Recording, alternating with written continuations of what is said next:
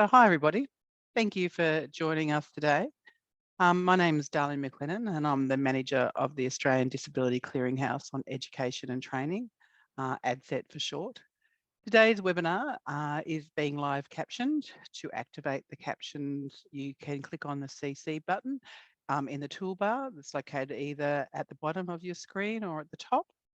We also have captions available in a browser. So we'll put that into the chat now, the link to our OneCaps. Okay, I am on Lutruwita, Tasmanian Aboriginal land, and in the spirit of reconciliation, ADCET respectfully acknowledges the Lutruwita nations and also recognises the Aboriginal history and culture of the land and pay our respect to elders past and present, and to the many Aboriginal people who did not make elder status.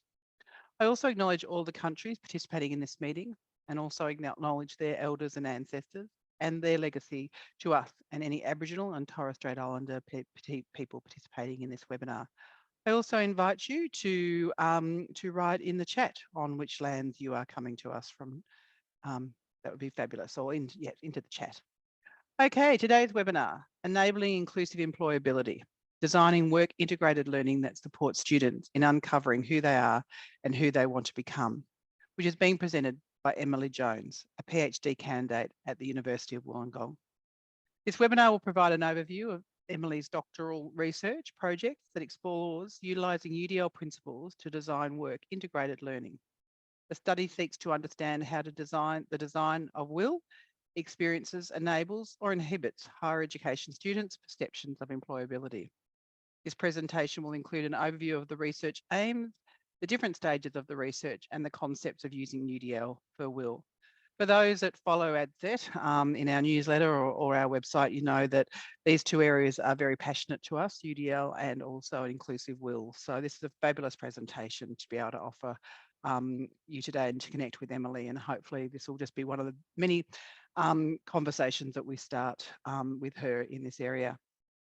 Today, just a few more housekeeping details. As I said at the beginning, this webinar is being captioned by the wonderful Donna from Bradley Reporting, and it will be recorded, and the recording will be on ADCET in the coming days.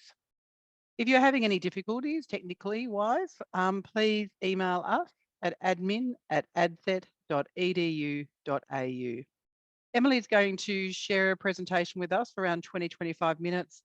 So that gives us a lot of time for questions. So I really encourage you, if you've got questions to ask Emily at the end of this presentation, if you could add those to the Q&A box, not the chat box. So the chat box we kind of keep for all of us to chat with each other, and encourage you when you do use the chat function that you choose all participants. But if you want us to answer a question, please put that in the Q&A box. We'll remind you throughout the presentation too.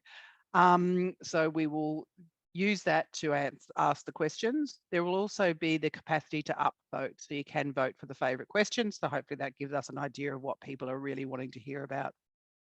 All right, I think that's everything. So I will now hand over to you, Emily. So thank you so much for joining us today. It's absolutely fabulous. I'm so looking forward to hearing this presentation. Thanks so much, Darlene. Hi, everyone. Hopefully everyone can hear me okay.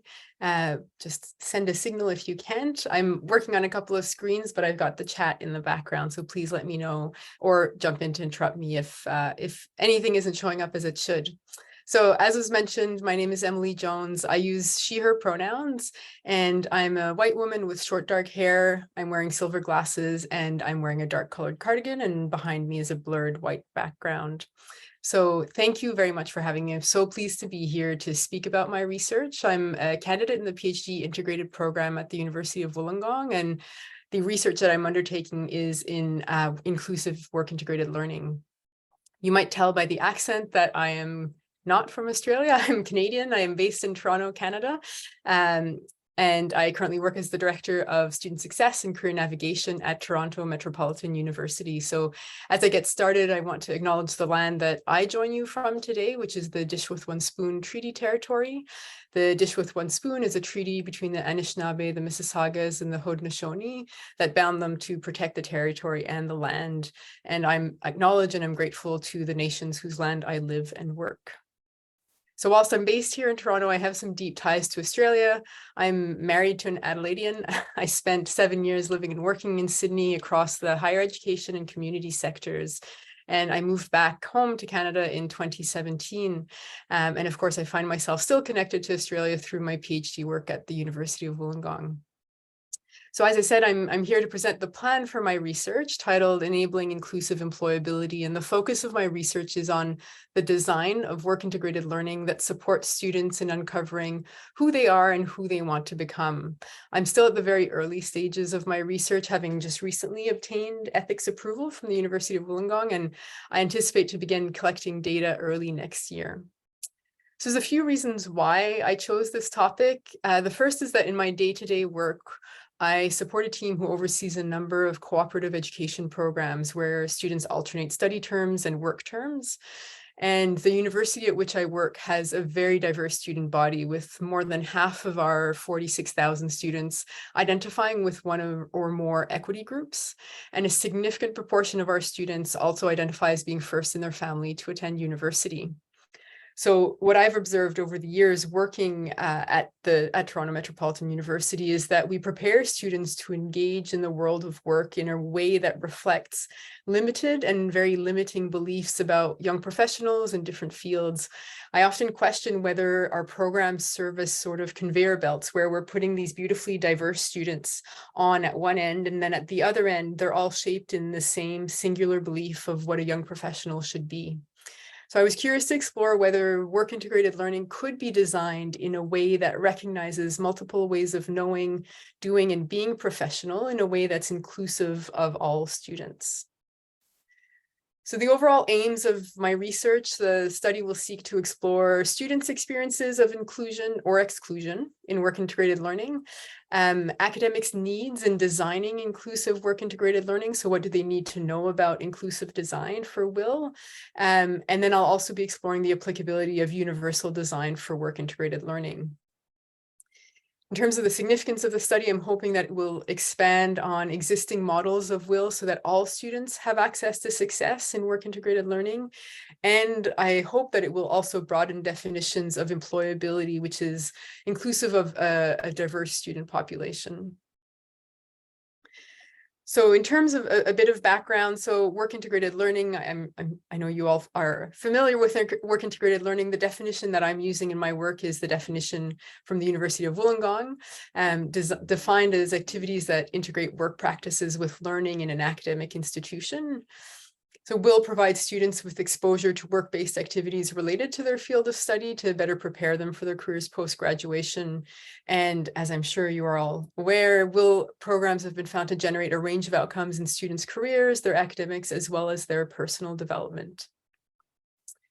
Looking more closely now at the issues of access to WIL and the benefits of WIL. So we know that current day students of higher education expect WIL to be part of their university experience. And governments and institutions also incentivize broadening access to WIL as a means of developing labor market ready graduates.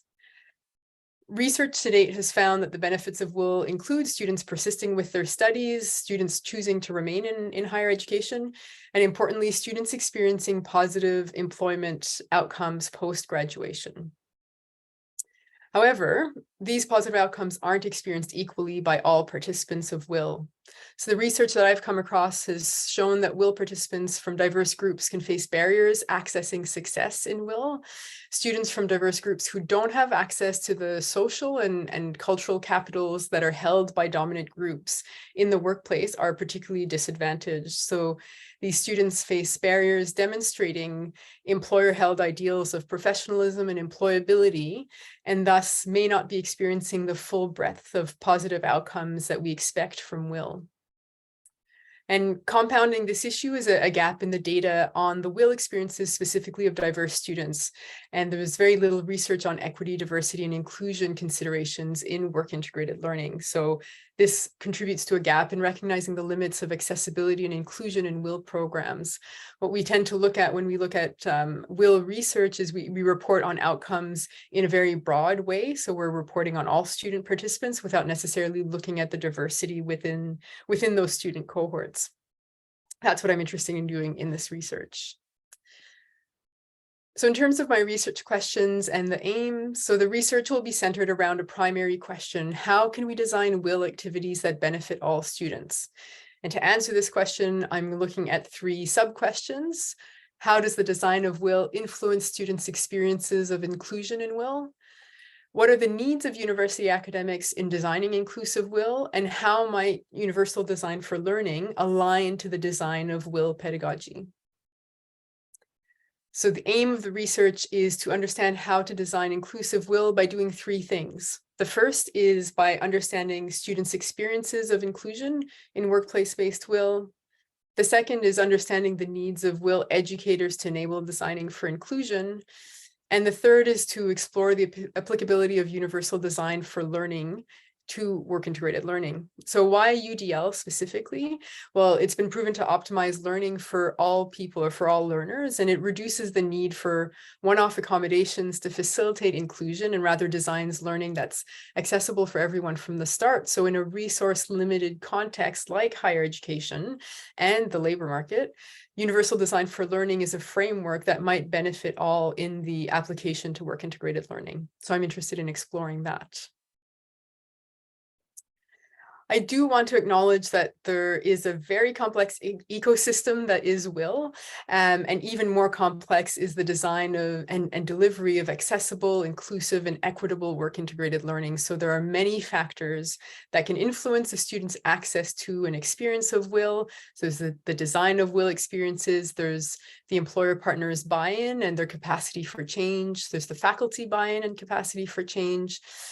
There's university support, industry support, and the student's own background and the preparation that they experience. So all of these things influence how a student might experience will and the extent to which they have access to will and they feel included in will.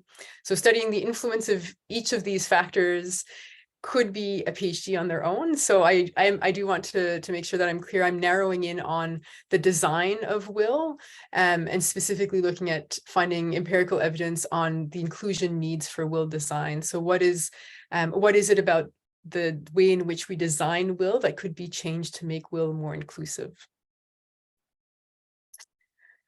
I did do a literature review already, so I'll share some of what I found there. So the approach I took to the literature review was to undertake a scoping review to understand what research exists already in discussing considerations of equity, diversity, and inclusion in work integrated learning. And to ground discussions on this topic, I want to introduce how inclusion is understood for this research and how it differs from access. So to do so, I draw on the work of Gidley and colleagues who, in discussing social inclusion in Australia, noted that access is about numbers and percentages and does not necessarily reflect student participation or success, nor does it reveal anything about the quality of the education that is accessed. They propose that inclusion, on the other hand, aims to enable all to participate fully in society with respect to their human dignity. So this study therefore understands inclusion as an end state where all students have equitable opportunities to experience success in will, regardless of the barriers and obstacles that they might face. So in researching considerations of equity, diversity, and inclusion, or EDI, in work integrated learning, the literature review I undertook found that incentives and strategies have focused primarily on enhancing access, but have shown little consideration about inclusion. So we get students into these will programs, but we're not necessarily considering as deeply what experience they're having once they're in the programs. Another key finding was that equity, diversity, and inclusion must be considered at all stages of work integrated learning to ensure that students experience inclusive will. And the findings that the literature review found were aligned to the 4 stages of will that are put forth by the Australian Collaborative Education Network, which is looking at equity, diversity, and inclusion at the design stage, pre-placement, during placement, as well as post-placement. So whilst my research proposes to focus on the process of designing will only, it's evident from the literature that all 4 stages of will need to be considered in order for us to design for inclusion. Looking more specifically now at will design for inclusion, my literature review found 5 factors that influence students' experiences of inclusion in will. So the first is whether will is embedded or optional. So some studies found that embedded will is preferable, where students must complete will as part of their degree. This allows students to earn while they learn and allows them to apply what they're learning in class to a structured work environment. However, this approach can disadvantage students if embedded will is unpaid. So this practice can disadvantage students who can't afford to undertake unpaid placements instead of paid work. And so where possible, will should be paid to allow for greater inclusion. The third factor is involving all stakeholders. So involving all stakeholders in will design is highlighted through many studies as a means of designing inclusive will. So this can be a complex process because there are many different stakeholders in will with sometimes competing interests. So it is important to allow the time to engage those stakeholders in the process of designing will. The fourth factor is stakeholder role clarity. So ensuring that all stakeholders understand their responsibility and are clear on what their goals are from engaging in will. If this can be done, it's going to enhance students' experiences of inclusion in will, and where all stakeholders are clear and will activities align with achieving goals for all parties, we have much more enabling will experiences. And then finally, the fifth factor is considerations around placement duration, and it's important for these to be considered carefully. The research points to some mixed results. There is no such thing as an ideal will placement duration, but it's agreed that contextual factors such as discipline of study or practice, student needs and preferences, and the host organization's capacity should be considered in terms of what works best in each particular context. So whilst these five factors were identified through the literature review, there was a gap that emerged as I conducted the literature review on how to design will for inclusion. So it's my hope that the research I conduct would be contributing to closing that gap. Now, in terms of the theoretical framework for the study, I'm drawing on two main theoretical frameworks. So the first is the work of Pierre Bourdieu, who was a French sociologist. And for the purpose of this study, I'll be drawing on his concept of capitals, which are economic and cultural and symbolic and social assets that we all hold or that we develop over a lifetime. So Bourdieu proposed that higher education was a means through which individuals can acquire capitals. And so by associating work integrated learning that takes place within higher education is supposedly a means through which we hope that students acquire capitals that make them more ready for the labor market or more, quote unquote, employable. So I'll be using Bourdieu's theory to examine students' experiences of perceived capital acquisition through work integrated learning and their perceived experiences of inclusion or exclusion in will. The second grouping of theories I'll be using are asset-based pedagogies. So these pedagogies offer an important balance to Bourdieu's work because his work has been criticized by some scholars as focusing on diversity as a deficit rather than an asset.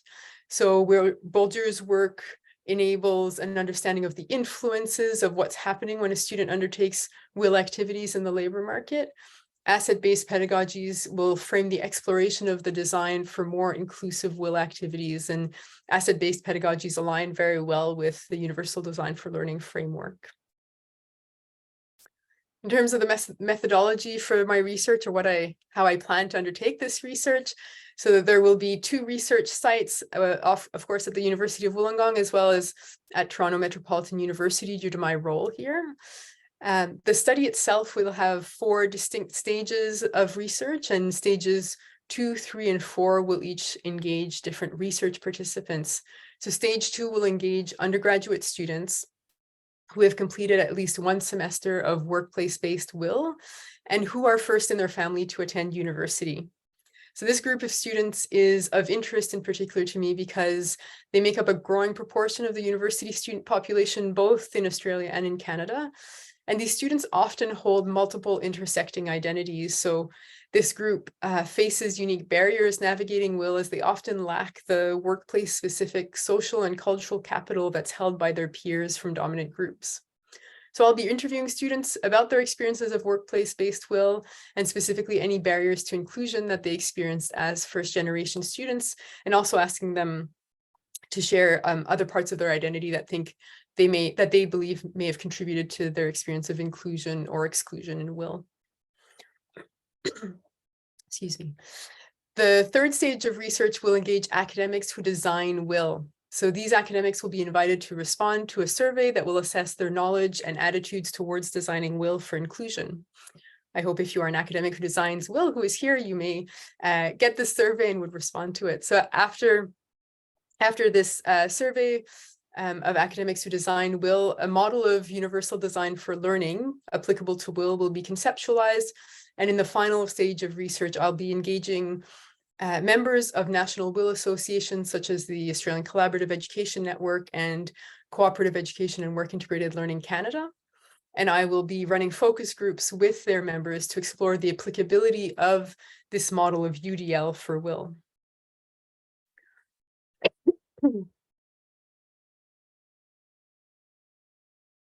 So in summary, the proposed study and what I hope to do over the next 4 years or so is to explore students' experiences of inclusion in workplace-based work integrated learning, to understand the needs of academics who design in order to design more inclusive will, and to explore the applicability of UDL for will. I'm hoping that as a result of the study, we will be sorry, I've got a pop-up that came up. We will be expanding on existing models of will, so all students have access to success in will, and we'll be able to broaden definitions of employability that are inclusive of a diverse student population. I've got a lot of references here, and I welcome any questions or feedback that you might have. Thank you so much, Emily. Really encourage everybody, if you've got any questions, to put them into the Q&A and I'll ask them to Emily. Just to let you know that the PowerPoint will be on ADCET in the next day or two, as well as the recording, especially with all those research. I think sometimes that can be a going down a rabbit hole, kind of looking at all those research. So it's fabulous to have that all in one place. So thank you for that. Has anybody got any questions of Emily? So we certainly at ADCET are keen to promote your research and, and certainly be when you're kind of looking for participants and so forth, if you are, or feedback, yeah, really happy to do that. So somebody's asked a question, interested to read more on the literature review, where will this be published? So. Yeah, hopefully published soon. So I'm conducting my PhD by compilation, which means I'll be putting out a series of publications that make up my thesis, and my literature review is the first publication that's currently under review. So fingers crossed, I should hear back in a couple months, and that should be published hopefully in the new year. Excellent. So we'll certainly get an article up once that's done, and to be able to link to that so people can keep abreast of it, which is great. In your research, one of the questions is, have you come across any good case studies? Are you seeing good practice out there that you might be able to share? Yeah, there is. Yeah. Little pockets of that I've come across, and I think where I'm seeing some really great work is where there's some a really deep understanding of a specific student population and then a program that's designed around that population. So an example that I've come across is, for example, a work study program that was designed specifically for international students. And so that program being designed specifically for that student population sort of allows the designers of it to think a bit more intentionally about the needs of those students, and provide assistance and sort of pre-placement preparation, during placement preparation, and post-placement support to the students in a way that's serving their distinct needs. What I haven't seen as much is those types of programs being scalable to a more diverse student population. So it seems to be working with very distinct populations, but not necessarily within diverse student populations. No, it's interesting, isn't it? Because that's that intentional design, but you probably would like that intentional design to be the whole will. So, yeah, no, it'd be, yeah, well, hopefully your research will support us in this work. I So hope we've so. certainly got some great feedback. So people are really looking forward to the findings and the end product. One question was someone's apologising they had to kind of pop out, so they didn't actually get to hear that. But will you be looking for participants outside of the University of Wollongong, and will you restrict your research to undergraduate, or extend to postgraduate experience?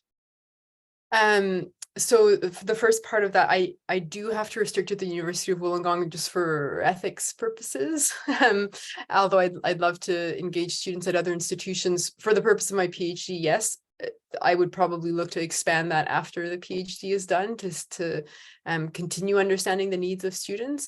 I'm looking specifically at undergraduate students because that's where most will happens in universities, is with undergraduates. So at this stage, not planning to extend to graduate students, although will is equally important for them. Yeah, that's brilliant.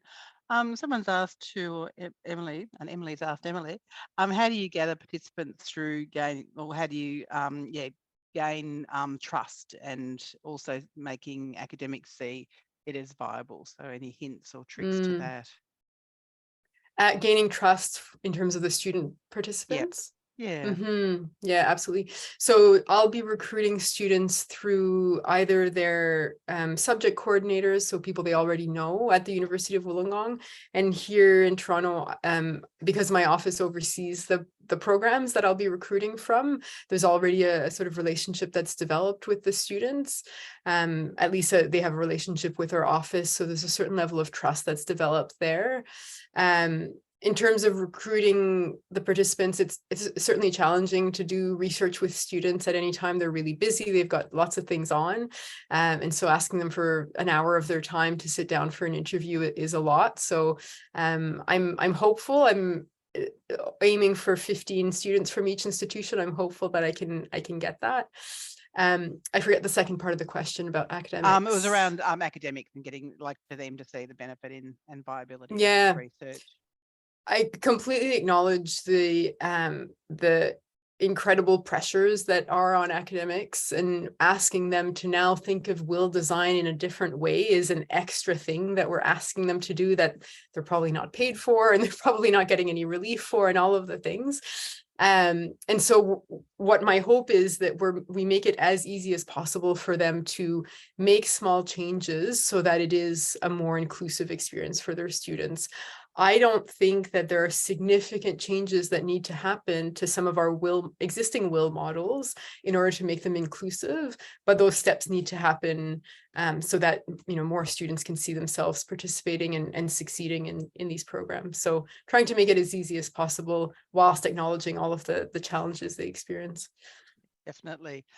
You raised the good question around payment while undertaking your work integrated learning experience, and I know that that's something that in Australia at the moment we have the Universities Accord, which is certainly looking at a whole range and sweep of changes for the higher education sector. And I know one of those things discussed is around the fact that not being paid in an internship, or not being paid in your work integrated learning context, can actually limit people's capacity to undertake those.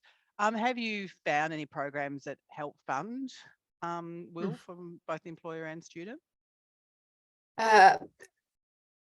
Other than philanthropic funding or sort of one-off government funding, in my experience, there isn't anything that is as sustainable as employers paying for the labor they are getting from the students who are working for them.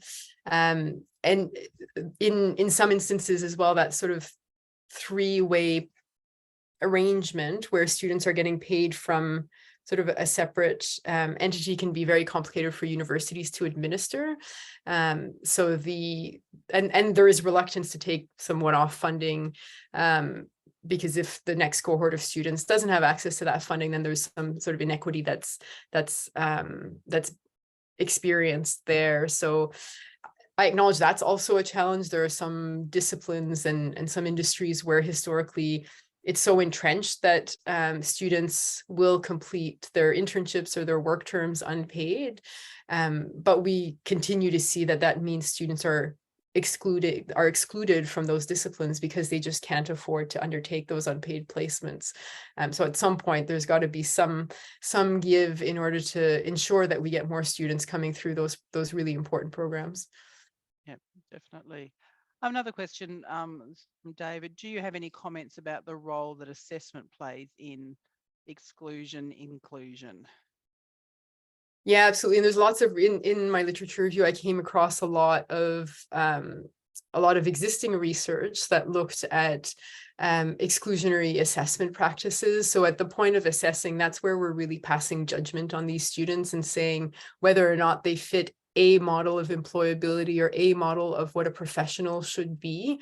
And so at the assessment stage is where students can experience immense amounts of exclusion, because whilst they may have gone through a work term thinking they've done their best, but at the point of assessment, they are told that they didn't quite meet the mark for reasons that they might not even understand, because no one ever told them about the hidden curriculum that existed in the workplace. And so there's a lot of great work that's being done out there around co-designing assessment with students and assessing throughout the period of employment so that students can get the feedback continuously and sort of course correct and adjust along the way, so that we're not putting all the pressure on one final assessment at the end of a work term where students might not have ever been given the guidance on how to succeed in that work term in the first place.